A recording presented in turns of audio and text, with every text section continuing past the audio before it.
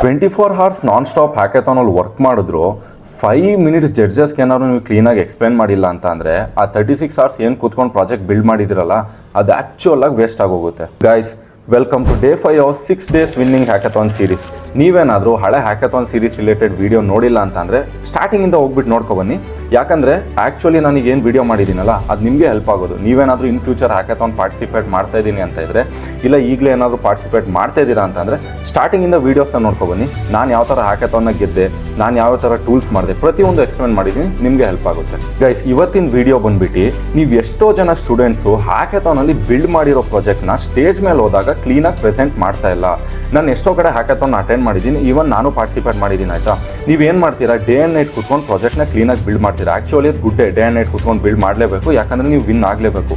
But ಯಾವಾಗ ಜಡ್ಜಸ್ಸಿಗೆ present ಮಾಡೋ time ಬರುತ್ತಲ್ಲ, ನೀವು ಏನು ಕೂತ್ಕೊಂಡು ಬಿಲ್ಡ್ ಮಾಡಿರ್ತೀರಲ್ವ ಅದನ್ನ ಹೋಗ್ಬಿಟ್ಟು ಸ್ಟೇಜ್ ಮೇಲೆ ನಿಂತ್ಕೊಂಡು ಪ್ರೆಸೆಂಟ್ ಮಾಡೋಕ್ಕೆ ತುಂಬ ಕಷ್ಟಪಡ್ತೀರಾ. ನೋಡಿ, ನೀವೀಗ ಏನು ಪ್ರಾಜೆಕ್ಟ್ ಬಿಲ್ಡ್ ಮಾಡಿದ್ದೀರಲ್ವಾ ಅದನ್ನು ಎಲ್ಲಿವರೆಗೂ ಜಡ್ಜಸ್ಗೆ ಕ್ಲೀನಾಗಿ ಮತ್ತು ಡೀಟೇಲಾಗಿ ಎಕ್ಸ್ಪ್ಲೇನ್ ಮಾಡಲ್ವೋ ಅಲ್ಲಿವರೆಗೂ ಅವ್ರಿಗೆ ನೀವೇನು ಬಿಲ್ಡ್ ಮಾಡಿದಿರ ಅಂತ ಗೊತ್ತಾಗಲ್ಲ.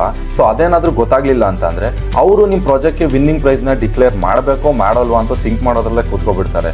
ಸೊ ಅದಕ್ಕೆ ಆದಷ್ಟು ಕ್ಲೀನಾಗಿ ಪ್ರೆಸೆಂಟ್ ಮಾಡಿ. ಸೊ ಪ್ರೆಸೆಂಟ್ ಯಾವ ಥರ ಮಾಡಬೇಕು ಈ ವಿಡಿಯೋನ ಫುಲ್ ಎಂಡ್ವರೆಗೂ ನೋಡಿ. 3 ಸ್ಟೆಪ್ಪಲ್ಲಿ ಹೇಳ್ಕೊಡ್ತೀನಿ. ಆಯಿತಾ, ಫಸ್ಟ್ ಯಾವ ಥರ ಸ್ಟಾರ್ಟ್ ಮಾಡಬೇಕು, ಸೆಂಟ್ರಲ್ಲಿ ಯಾವ ಥರ ತೊಗೊಂಡು ಹೋಗಬೇಕು, ಆ್ಯಂಡ್ ಲಾಸ್ಟಲ್ಲಿ ಯಾವ ಥರ ಎಂಡ್ ಮಾಡಬೇಕಂತ ಡೀಟೇಲಾಗಿ ಹೇಳ್ಕೊಡ್ತೀನಿ. ವಿಡಿಯೋನ ಫುಲ್ ನೋಡಿ. ಫಸ್ಟು ಆದಷ್ಟು ಒಂದು ಒಳ್ಳೆ ಸ್ಟ್ರಾಂಗ್ ಹುಕ್ಕಿಂದ ಸ್ಟಾರ್ಟ್ ಮಾಡಿ. ಆಯಿತಾ, ಈ ಹುಕ್ ಅಂತ ಅಂದ್ರೆ ಏನು? ಈಗ ಫಾರ್ ಎಕ್ಸಾಂಪಲ್ ನಾನೊಂದು ಒಳ್ಳೆ ಎಜುಕೇಷನ್ ರಿಲೇಟೆಡ್ ಆ್ಯಪ್ ಅಥವಾ ವೆಬ್ಸೈಟ್ನ ಬಿಲ್ಡ್ ಮಾಡಿದ್ದೀನಿ ಅಂತ ಅಂದ್ಕೊಳ್ಳಿ.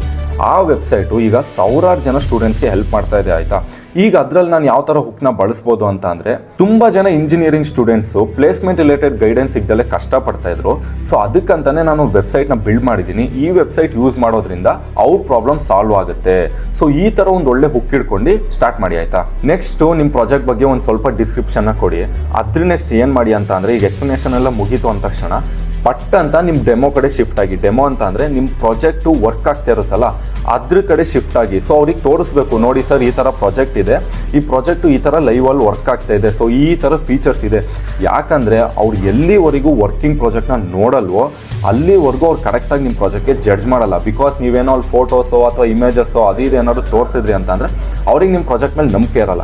ನೀವೇನಾದರೂ ವರ್ಕ್ ಆಗ್ತಿರೋ ಪ್ರಾಜೆಕ್ಟ್ನ ತೋರಿಸಿದ್ರಿ ಅಂತಂದರೆ ಅವ್ರು ಆ ಕ್ಷಣದಲ್ಲೇ ಪಟ್ ಅಂತ ನಂಬ್ತಾರೆ. ಆ್ಯಂಡ್ ಲಾಸ್ಟ್ ಸ್ಟೆಪ್ ಬಂದ್ಬಿಟ್ಟು ಇಂಪ್ಯಾಕ್ಟ್ ಅಂತ ಅಂದರೆ, ನೀವು ಬಿಲ್ಡ್ ಮಾಡಿರೋ ಪ್ರಾಜೆಕ್ಟು ಯೂಸರ್ ಮೇಲೆ ಯಾವ ಥರ ಇಂಪ್ಯಾಕ್ಟ್ ಬೀಳ್ತಾ ಇದೆ, ಅಂದರೆ ಅವ್ರಿಗೆ ಅದು ನಿಜವಾಗ್ಲೂ ಹೆಲ್ಪ್ ಆಗ್ತಾ ಇಲ್ವೋ, ಸೊ ಯಾವ ಥರ ಹೆಲ್ಪ್ ಆಗ್ತಾ ಇದೆ ಇದನ್ನ ನೀವು ಜಡ್ಜಸ್ಗೆ ಎಕ್ಸ್ಪ್ಲೇನ್ ಮಾಡಬೇಕು. ಅಂದರೆ ಒಬ್ಬ ಯೂಸರ್ ಜಾಗದಲ್ಲಿ ನಿಂತ್ಕೊಂಡು ಅವ್ನು ಯಾವ ಥರ ನಿಮ್ಮ ಪ್ರಾಡಕ್ಟ್ನ ಯೂಸ್ ಮಾಡ್ತಾ ಇದ್ದಾನೆ, ಅವ್ನಿಗೆ ಇದರಿಂದ ಯಾವ್ಯಾವ ಥರ ಹೆಲ್ಪ್ ಆಗ್ತಾ ಇದೆ ಅಂತ ನೀವು ಅವ್ರಿಗೆ ಎಕ್ಸ್ಪ್ಲೇನ್ ಮಾಡಬೇಕು.